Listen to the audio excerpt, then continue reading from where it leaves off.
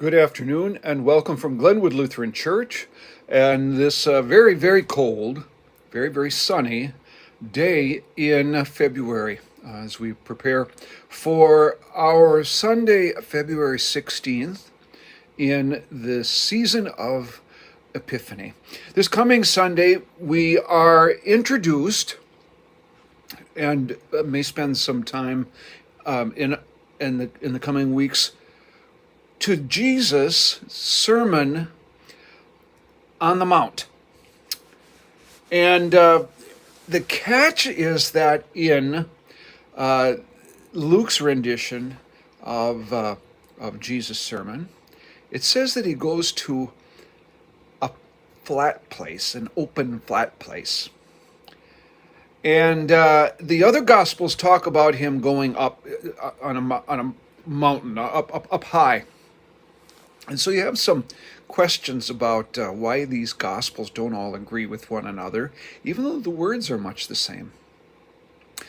And as we think about what Jesus said, it might, as a preference, be more important not where it happened, but what he had to say. But I just wanted to talk about that a little bit.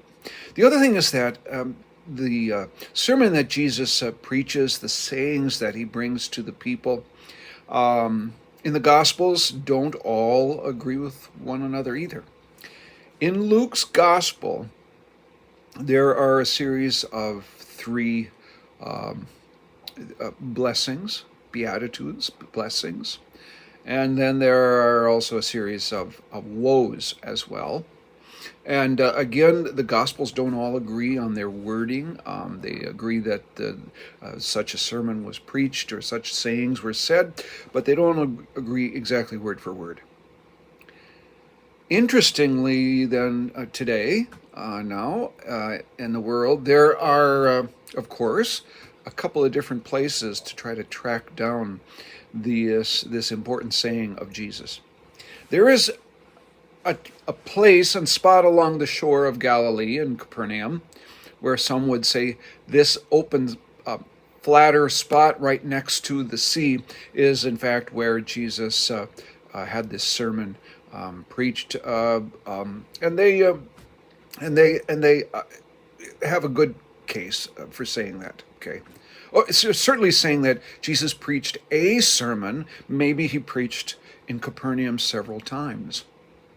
That's a distinct possibility as well. He based his ministry out of this area because of Simon Peter's family living there. So he may have in fact preached around this area several times, and irrespective of the sermon sounding or being the same, you all have had the opportunity to hear me preach what might sound an awful lot like the same thing from time to time.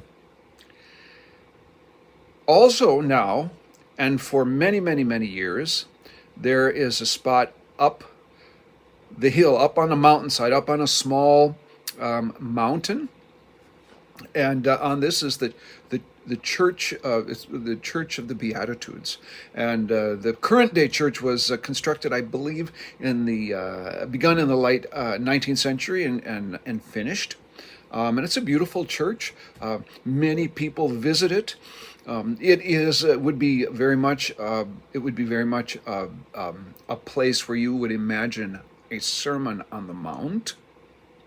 And so if you adhere to Matthew or Mark, then you're certainly going to want to place it there.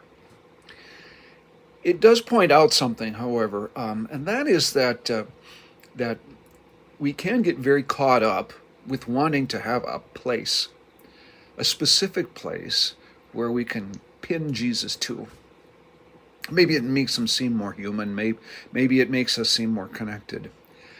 But what he comes to say is the most important thing. What he comes to say can be said anywhere, and not just in one place. What he comes to say becomes a part of our life wherever we are, not only in our hearing, but in our study and in our living out our lives.